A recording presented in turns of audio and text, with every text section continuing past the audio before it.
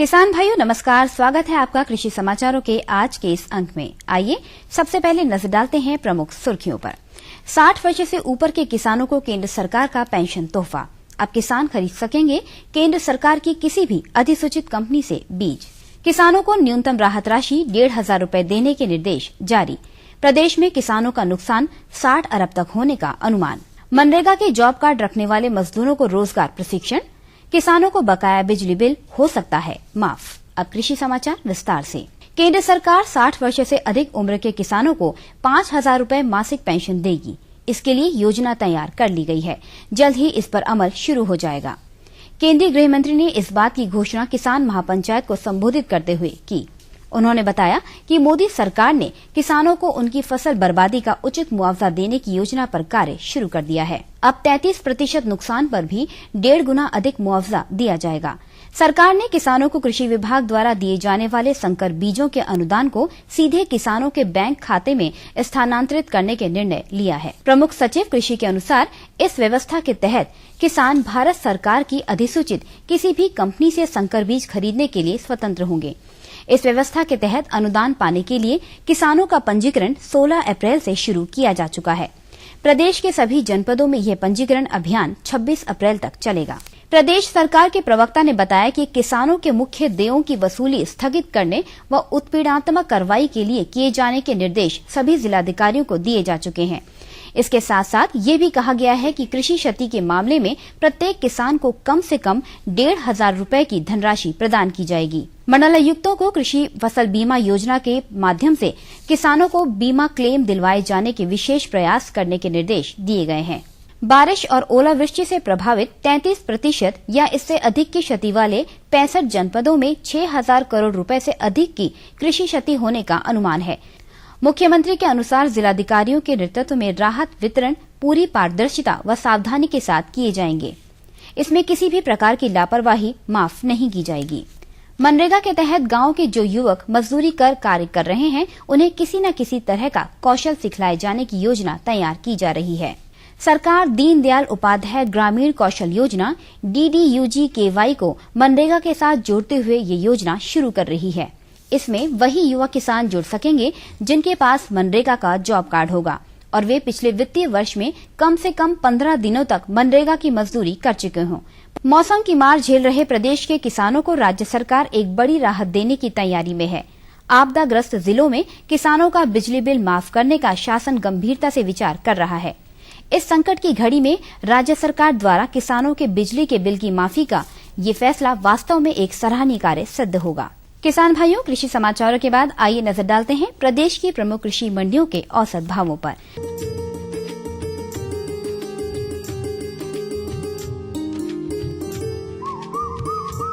बात अगर गेहूं की करें तो आजमगढ़ में गेहूं का भाव 1,500 रूपये प्रति क्विंटल, गाजियाबाद में गेहूं का भाव 1,550 रूपये प्रति क्विंटल, शाहजहांपुर में 1,380 रूपये प्रति क्विंटल और बिंदकी में गेहूं का भाव 1,470 रूपये प्रति क्विंटल रहा।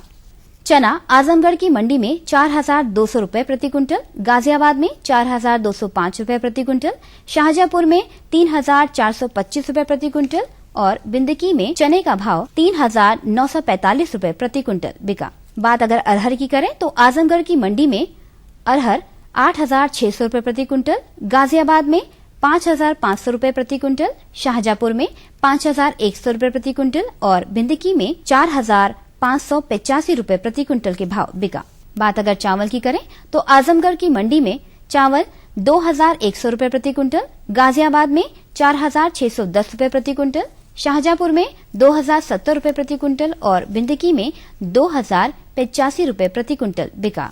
अदरक आजमगढ़ की मंडी में 3,550 रूपये प्रति क्विंटल, गाजियाबाद में 2,600 रूपये प्रति क्विंटल, शाहजहांपुर में 3,800 रूपये प्रति क्विंटल और बिंदकी में 3,200 रूपये प्रति क्विंटल रहा। सेब आजमगढ़ की मंडी में 3,200 रूपये प्रति क्विंटल, गाजियाबाद में 5,075 रूपये प्रति क्विंटल, शाहजहांपुर में 2,950 रूपये प्रति क्विंटल और बिंदकी में 7,020 रूपये प्रति क्विंटल रहा। बात अगर केले की करें तो आजमगढ़ में केला 900 रुपए प्रति क्विंटल, गाजियाबाद में 1240 रुपए प्रति क्विंटल, शाहजहांपुर में 1300 रुपए प्रति क्विंटल और बिंदकी में 2150 रुपए प्रति क्विंटल रहा। संतरा आजमगढ़ की मंडी में 2200 रुपए प्रति क्विंटल, गाजियाबाद में 1650 रुपए प्रति क्विंटल, शाहजहांपुर में 2200 रुपए प्रति क्विंटल और बिंदकी में 2200 रुपए प्रति क्विंटल के भाव बिका। अंगूर आजमगढ़ की मंडी में 3200 रुपए प्रति क्विंटल, गाजियाबाद में 3110 रुपए प्रति क्विंटल, शाहजहांपुर में 3000 रुपए प्रति क्विंटल और बिंदकी में 2850 रुपए प्रति क्विंटल रहा। तो किसान भाइयों, ये थे आज के अंक के कृषि समाचार और मंडी भाव। अगले अंक में फिर उपस्थित होंगे, तब तक के लिए नमस्कार। और बताओ बस। अरे ये क्या भैया जी, बस इतनी सी रासायनिक खाद? किसानी छोड़ रहे हो क्या? किसानी नहीं, नादानी छोड़ रहे हैं। मिट्टी की जांच कराई है। अब तो लालाजी जितनी जरूरत है उतने ही उर्वरक खेत में डालेंगे। हाँ, किसान भाई आज ही अपने जिले की नजदीकी भूमि परीक्षण प्रयोगशाला में मिट्टी की जांच जरूर करवाएं और मिट्टी में पोषक तत्व, नमी व पौधे के विकास को देखते हुए केवल जरूरत के अनुसार ही पोषक तत्व डालें। और हाँ, मिट्टी में गंधक, जस्ता, बोरोन जैसे सूक्ष्म पोषक तत्वों का पता लगाना भी न भूलें। उर्वरक और जैविक खाद के सही उपयोग से भूमि का उपजाऊपन बनाए रखें, उत्पादकता बढ़ाएं, खर्चा घटाएं और बहुमूल्य विदेशी मुद्रा बचाने में भी सहयोग दें। और हाँ, धीमी गति से नाइट्रोजन उपलब्ध कराने वाले उर्वरकों जैसे नीम लेपित यूरिया को प्राथमिकता दें और यूरिया का पत्तों पर छिड़काव करें। अरे वाह, तू तो सचमुच समझदार हो गया रे। अधिक जानकारी के लिए संपर्क करें जिला कृषि अधिकारी या किसान कॉल सेंटर। अम्मा खाना दे दो ना। सबर कर गोलू, अभी दाल नहीं गली है। तू फिक्र ना कर गोलू की अम्मा, अब की बार अपनी दाल खूब गलेगी। क्या मतलब जी? अब की बार NFSM के तहत दाल की पैदावार को बढ़ाने के तरीकों को दिखाने के लिए देश में 1000 क्षेत्र चुने गए हैं, जिसमें हमारा इलाका भी आ गया है। पर इससे हमें क्या फायदा? हमें 5 एकड़ खेती के लिए खाद और कीटनाशक के अलावा बढ़िया बीजों की एक मिनी किट भी मिलेगी। इतनी दाल का करेंगे क्या जी? अरे भगवान, सरकार ने दलहन का समर्थन मूल्य भी खूब बढ़ा दिया है और इनकी खरीद का भी पूरा इंतजाम कर लिया है। इससे आमदनी बढ़ेगी और फिर हमारा गोलू अच्छे स्कूल में जाकर के कृषि वैज्ञानिक बनेगा। हाँ शामू भैया, सरकार कह रही है पूर्वी भारत में भी दूसरी हरित क्रांति आएगी। अरे ये तो पंजाब और हरियाणा में हुआ था, यहाँ तो अनाज की पैदावार अब भी कम है। सरकार की बातों में कुछ तो दम होगा, आखिर यहाँ बारिश 3 गुना होती है। चलो वैज्ञानिक का नंबर मिलाते हैं। अरे वाह, आ गए। नमस्ते सरपंच जी। हाँ भाई, उपजाऊ जमीन की कीमत को पहचानो। जरूरत है सिर्फ सही किस्म और तकनीक अपनाने की। पूर्वी भारत में सरकार कम गहरे नलकूप और बोरवेल के निर्माण के लिए सहायता दे रही है। लेकिन सरकार से और मिलेगा क्या? भरपूर मदद, जमीन की तैयारी से लेकर फसल की कटाई तक तकनीकी सलाह। 1000 हेक्टेयर के सैकड़ों क्षेत्रों में चावल और गेहूं के खास प्रदर्शन भी चल रहे हैं। अरे वाह, फिर तो हमारे खेत भी लहला उठेंगे। क्या ये सपना सच होगा? हाँ जरूर, पूर्वी भारत अब हरित क्रांति का अग्रदूत होगा। आओ हम सब मिलकर कदम बढ़ाएं।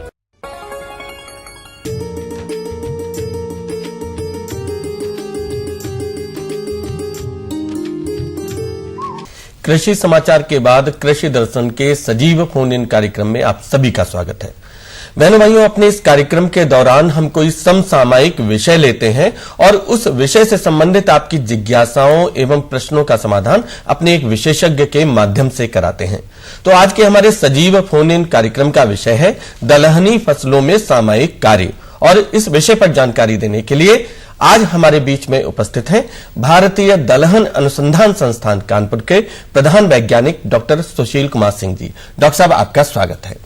बहनों भाइयों, इससे पहले कि हम डॉक्टर साहब से जानकारी प्राप्त करें, हम आपको बता दें कि हमारी सभी फोन लाइनें खुल चुकी हैं। आप सीधे हमारे विशेषज्ञ से संपर्क कर सकते हैं। इसके लिए आप हमारे फोन नंबर नोट करें।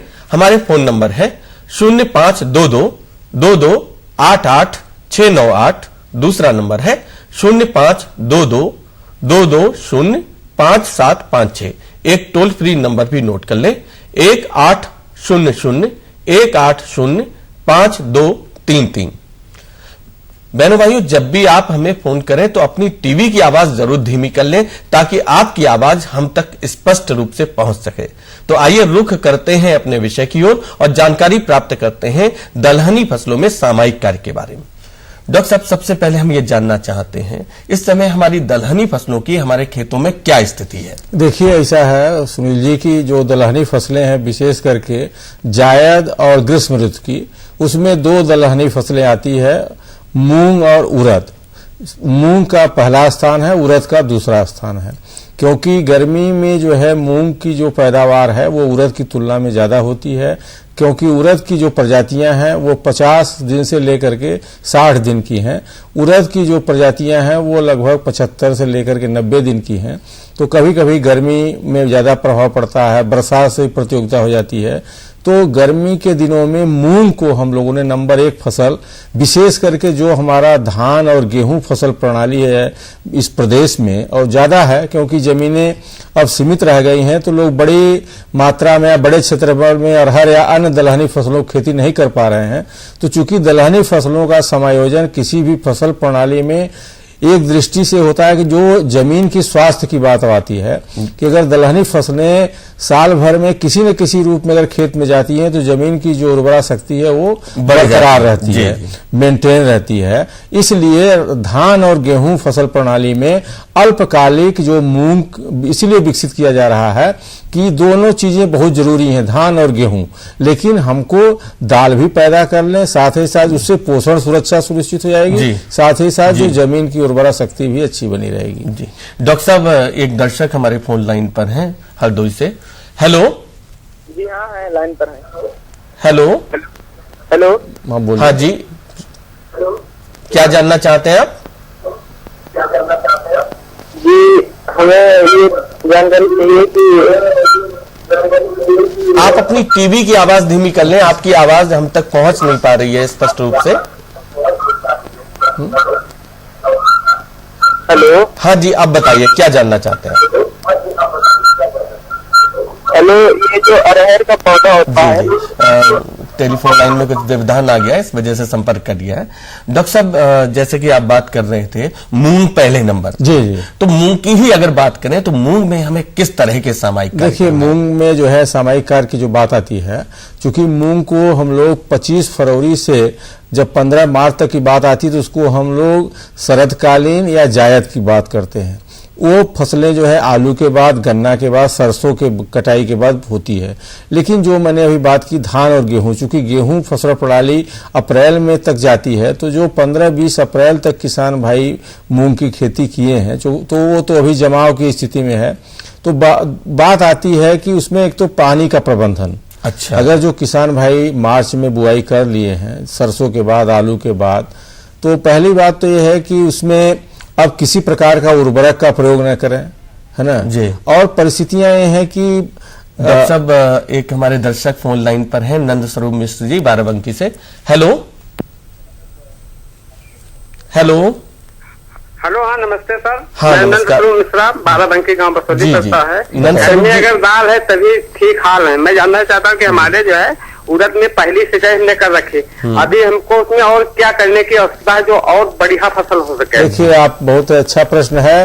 उड़द में आपने पहली सिंचाई कर दिया है तो उड़द में एक कीड़ा लगता है जो कि थ्रिप्स कहते हैं, उससे जो काले रंग का वो फूलों को जो है चूस लेता है, तो उसमें फलियां ही नहीं बनती है। तो उड़द में हम लोग पहली सिंचाई माने 30 से 35 दिन बाद पूरी तरह से संस्तुत करते हैं कि एक जो है छिड़काव इमिडाक्लोप्रिड, पहले हम लोग मोनोकोटोफास रिकमेंड करते थे, चूंकि मोनोकोटोफास और बैन लग गया है तो इमिडाक्लोप्रिड एक दवा है, इमिडाक्लोप्रिड करके इसको जो है 10 लीटर पानी में एक ढक्कन दवा माने 5 मिलीलीटर दवा का घोल बना के छिड़काव करें। अगर आपका 1 एकड़ का खेत है तो 200 मिलीलीटर दवा, अगर 1 हेक्टेयर का खेत है तो आधा लीटर माने 500 मिलीलीटर दवा का घोल बना करके अगर आप 10 दिन के अंतराल पर 2 बार छिड़काव कर दें तो आपकी उत्पादकता कम से कम 30% जो है बढ़ जाएगी। मतलब अगर कीट नहीं भी दिखता है तब भी आप वो दिखाई देगा ही नहीं, इतना छोटा छोटा काला काला होता है कि हम आप उसको अगर सूक्ष्म जाकर देखें तब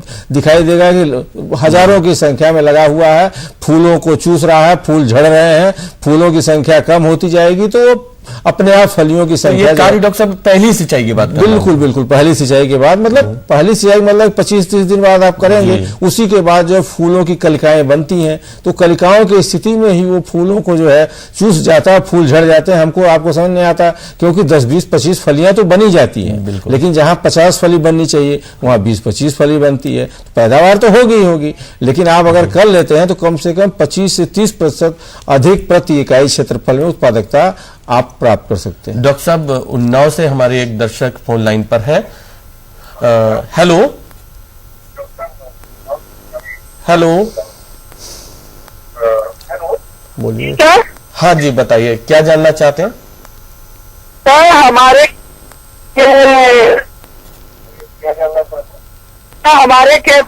दिया का बढ़ गए और कीट लग गए जी। आप अपनी टीवी की आवाज धीमी कर लीजिए। आपकी जी जी, लोबिया की फसल के बारे में। हाँ, काउपी की बात है जी। देखिए इस साल जो है लोबिया भी उसी कुल की फसल है, चूंकि ये दलहनी है, ये भी लेग्यूमिनस कुल में आती है, इसको काउपी बोलते हैं, ये हम ही लोगों की फसल है। तो देखिए कीड़े, मैं बताया कि इस साल बहुत ज्यादा जो मौसम में बदलाव, बदली और ये सब बेमौसम जो बरसात हुई, तो इस साल जो है नहीं, इस समय विशेष करके मार्च से लेकर के अप्रैल में ज्यादा कीड़ों का प्रकोप हुआ है। तो आपको बताना चाहते हैं कि एक रोगार करके एक दवा है ना, जिसको कि बाजार में हर जगह मिलती है। इसको लगभग 10 लीटर पानी में 15 मिलीलीटर, माने 1 लीटर पानी में आपको 1.5 मिलीलीटर दवा का घोल बना के छिड़काव करना है। अगर 1 एकड़ खेत है तो करीब 500-600 मिलीलीटर दवा अगर रोगार करके, ये बहुत पुरानी दवा है, इसका अगर ये छिड़काव कर देते हैं तो इनके, लेकिन ये है कि उनको देखना पड़ेगा कि कितनी पत्तियां जो है, क्योंकि लोबिया का पौधा काफी बड़ा होता है जी। क्योंकि वो लोबिया जो है ना, आप देखते हो कि बड़ी बड़ी फलियां जो बाजार में बिकती हैं, इतनी बड़ी बड़ी नहीं आप देखते हैं, जिसको आप बरबटी या बोरो जो तमाम नाम। सब एक दर्शक हमारे फोन लाइन पर है। हेलो राम नरेश जी फोन लाइन पर है। हेलो जी सर। हाँ जी, क्या जानना चाहते हैं राम नरेश जी? 3 बीघे उड़द बोए हैं सर जी, तो उसमें सिंचाई कर दिया है पहले, अब उसमें क्या करें हम? अच्छा, वो आपने वो कर दिया है, तो एक तो ये है कि उसमें आप ये देखें कि अगर पत्थरचट्टा खरपतवार आता है तो उसकी पूरी तरह से आप निराई कर दें, क्योंकि अब फसल बोने के बाद कोई इस तरह का खरपतवार नासी नहीं है क्योंकि ये उड़द की फसल अल्पकालिक है, माने 2.5 से पौने 3 महीने की फसल है। तो खरपतवारों से एक तो प्रतियोगिता होती है, तो उसकी निराई गुड़ाई अगर आप कर देंगे तो आपकी पैदावार में इजाफा होगा। साथ ही साथ फिर आपको मैं बताना चाहता हूं कि जो जैसीड है, सफेद मक्खी है, थ्रिप्स है काले रंग की, इनके नियंत्रण के लिए, इनके प्रबंधन के लिए कृपया जो है बाजार से इमिडाक्लोप्रिड दवा आप जो है इसका खरीद करके 10 लीटर पानी में 1 ढक्कन माने 5 मिलीलीटर दवा, अगर 1 एकड़ खेत है तो 200 मिलीलीटर, अगर 1 हेक्टेयर का क्षेत्रफल है माने 2.5 एकड़ है तो 500 मिलीलीटर दवा, अगर 2 बार छिड़काव करते हैं तो लगभग आपको 1 लीटर दवा जो है आपको बाजार से खरीद करके अगर आप छिड़काव कर देते हैं तो आपका उड़द की उत्पादकता 25 से 30% अवश्य बढ़ जाएगी। ये हम लोगों ने प्रयोगों के माध्यम से किसानों के खेतों पर करके देखा है, बड़ा इससे बहुत नुकसान होता है। तो इस समय उड़द हो या मूंग हो, उसमें यही थ्रिप्स और इनका अगर किसानों ने प्रबंधन कर लिया तो उत्पादकता बहुत अच्छी प्राप्त होती है। डॉक्टर साहब, जैसे आपने मूंग में बताया कि सिंचाई का प्रबंधन हम किस तरह से करें, इसके बाद मूंग में जैसे खरपतवार समस्या आती है तो उसका नियंत्रण कैसे? उड़द में, मूंग में इसलिए खरपतवार दोनों में आती है क्योंकि जैसे आलू का खेत है, आलू के खेत में किसान भाई बहुत ज्यादा मात्रा में उर्वरकों का प्रयोग करते हैं, तो इसीलिए हम लोग उड़द मूंग जब भी खेती आलू की दशा में करने की बात करते हैं तो पहली हिदायत देते हैं कि कृपया किसी भी रासायनिक उर्वरक का प्रयोग मूंग और उड़द की खेती में न करें, क्योंकि उससे क्या होगी कि इतना ज्यादा बढ़वार हो जाएगी, कुछ पैदा ही नहीं होगा। इसीलिए उस खेतों में जैसे ही आप पानी लगाते हैं तो एक पत्थरचट्टा घास है जो चौड़ी पत्ती वाला होता है, उसके लिए बुआई के तुरंत बाद तो दलहनी फसलों में दवा है, पेंडिमेथ्रिन का छिड़काव करें। लेकिन चूंकि किसान भाई अगर बुआई के 24 घंटे में नहीं प्रयोग कर पाए तो वो खरपतवार तो जमेगा ही, और जमने के बाद वो फसल को इतना तगड़ा से मतलब दबा देता है, बहुत चौड़ा होता है, बहुत मजबूत होता है। इसलिए किसान भाई उसकी जैसे पहली सिंचाई के मतलब 2-4 दिन बाद जैसे ही खेत में नमी कम हो जाती है तो उसको मतलब खुरपी के माध्यम से अब थोड़ा मजदूर खर्च करना पड़ेगा, नहीं तो उत्पादकता उसकी बहुत आधी हो जाएगी। जी जी बहुत ज्यादा मतलब एक तरह से उसको बांध लेता है, क्योंकि नीचे से फैलते हुए जाता है ये जो है चौड़ी पत्ती वाला खरपतवार। तो मेरा यही किसान भाइयों से अनुरोध बार बार है, चाहे उड़द हो मूंग हो, चूंकि अल्पकालीन है, मूंग 50-55 दिन की फसल है, उड़द जो है 75 से 90 दिन की फसल है। तो इन फसलों में फसल जो खरपतवार इनकी प्रतियोगिता बहुत जल्दी जल्दी होती रहती है। अगर यही अरहर में देखें तो कोई प्रतियोगिता नहीं है, अरहर बड़ा हो जाएगा। डॉक्टर साहब अश्विनी मौर्य जी हरदोई से फोन लाइन पर है। Hello hello. हाँ अश्विनी जी, क्या जानना चाहते हैं? हेलो। हाँ अश्विनी जी, हाँ क्या समस्या है आपकी, क्या जानना चाहते हैं? हेलो सर, अरहर के पौधे की पत्तियों पर आप अपनी टीवी की आवाज धीमी कर लें, आपकी आवाज हम तक स्पष्ट रूप से नहीं पहुंच पा रही है। अरहर के बारे में क्या, अरहर के बारे में सब तो अरहर कट रही है जी। हाँ तो डॉक्टर साहब जैसे कि हम लोग बात कर रहे थे कि खरपतवार पर विशेष ध्यान देना है। बिल्कुल। अच्छा, अब बात आती है कीट एवं रोगों की। कीट में देखिए हमने बताया था अभी, ये देखिए इस तरीके का कीड़ा है, ये देख रहे हैं ना, ये काला काला आपको दिखाई दे रहा है। ये कीड़ा जो है पूरी तरीके से, ये देखिए फूल यहीं से निकलेगा। ये चूंकि करीब 28-29 दिन की फसल हो चुकी है, ये फूलों की कलिकाएं बन रही हैं, यहीं से इस तरह के फूल निकलेंगे। और यहीं पर देखिए पूरा इनका एक जाल बना हुआ है, काले दिखाई नहीं देंगे, और यहीं पर जो है ये पूरा तरीके से पौधों के जो फूल है उनके रसों को चूस लेती हैं। इसीलिए मैं बार बार कहता हूं कि इसके लिए सोचना नहीं है। जैसे ही फूलों कलिकाएं कब बनती हैं? 30 से 35 दिन के अंदर, क्योंकि ये 55 से 60 दिन की फसल है। फिर 40 दिन बाद इसमें फलियां लगने लगेंगी, फिर दाना पड़ना, फिर दाना का जो है पकना, सब 2 महीने के ही अवधि में होना है। इसलिए किसान भाई 30-35 दिन की जैसे अवस्था हो जाए, इसका कीट का प्रबंधन, चाहे वो रोगार एक मैंने दवा बताया, वो चूंकि बाजार में बड़े पर्याप्त मात्रा में आसानी से पुरानी दवा उपलब्ध हो जाती है, लेकिन उससे भी जो प्रभावी है, थोड़ा महंगी है, जो मैं इमिडाक्लोप्रिड में बता रहा हूं, ये करीब 1600-1700 रुपया लीटर है, लेकिन आधा लीटर ही 1 हेक्टेयर के लिए है। मतलब जो किसान भाई 1 एकड़ में बोए हैं तो उनको 400-500 रुपया में काम चल जाएगा। वो तो मतलब रकबा आपकी उपज बढ़ जाएगी, क्योंकि आज की वो संस्कृति है, दवाई अच्छी है, उसका मतलब एक तरीके से कहते हैं ना, प्रभावता माने इफेक्टिविटी उस दवा की अच्छी है, रोगार पुरानी दवा है, तो इसका प्रबंधन बहुत जरूरी है। इस मतलब मूंग उड़द में इस समय जो सबसे कहते हैं ना प्रभावी बिंदु, क्रिटिकल पॉइंट, आज के तारीख किसान भाई को एक संदेश देना हो। डॉक्टर साहब एक दर्शक हमारे फोन लाइन पर है। Hello hello. हाँ जी, क्या जानना चाहते हैं? ये जो अरहर है। हेलो जी, आप अपनी टीवी की आवाज बंद कर लें, संपर्क कट गया है डॉक्टर साहब। तो जैसे हम रोग प्रबंधन रोग प्रबंधन की बात आप करते हैं, तो देखिए इसमें क्या है कि एक हमारी ये जो मूंग है, इसमें एक किसान भाई देखेंगे कि ये पीला पीला पत्तियां हो जाती हैं। क्योंकि पीली जब पत्ती हो जाती है तो इसमें क्या होता है, किसी प्रकार का फूल ही नहीं लगता। जब फूल नहीं लगेगा तो फली क्या बनेगी? तो इसलिए जो है किसान भाई जो है मूंग की जो है रोग रोधी अगर प्रजातियां शुरू में बो देते हैं, जैसे सम्राट है, IPM 2-3 है, IPM 2-14 है, मालवी मूंग 16 है, चमत्कार जिसको बोलते हैं, ये 3-4 जो प्रजातियां हैं ये गर्मी के दिनों के लिए संस्तुत है और पूरी से तरह से पीला चित्रवर्ण, जो पीला मोज़ेक रोग होता है, उनके प्रति जो है अवरोधी हैं। तो इनका अगर हम बीज ही प्रयोग कर लें, क्योंकि लगने के बाद जो है पूरी तरीके से हम लोग कहते हैं इसको उखाड़ के फेंक देना चाहिए। तो अब भी जो अवरोधी प्रजातियां जो मैंने बताया, ये भारतीय दलहन अनुसंधान संस्थान कानपुर से किसान भाई जनक बीज प्राप्त करके इसको थोड़े थोड़े बीज खरीद करके अगर अपने यहाँ डॉक्टर साहब आपने इतनी उपयोगी जानकारी दी हमारे किसान बहन भाइयों को, इसके लिए आपको बहुत बहुत धन्यवाद। बहनों भाइयों, जैसा कि डॉक्टर साहब ने बताया कि हम दलहनी फसलों में हमें किस तरह के सामयिक कार्य करने हैं, डॉक्टर साहब ने जो बातें बताई उस पर आप अमल करेंगे तो निश्चित रूप से लाभान्वित होंगे। अब हमारे कार्यक्रम का समय समाप्त होता है, हमें अनुमति दीजिए। नमस्कार।